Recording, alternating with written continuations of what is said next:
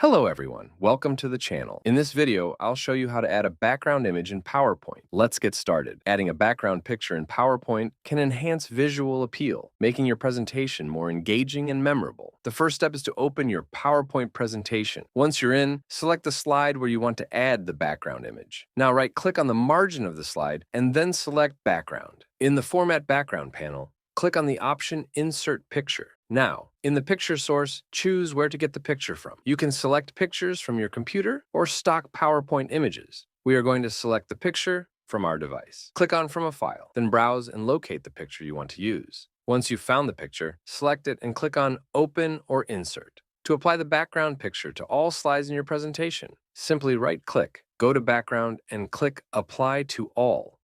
Another method is to go to the Insert tab. I'll reset the background first.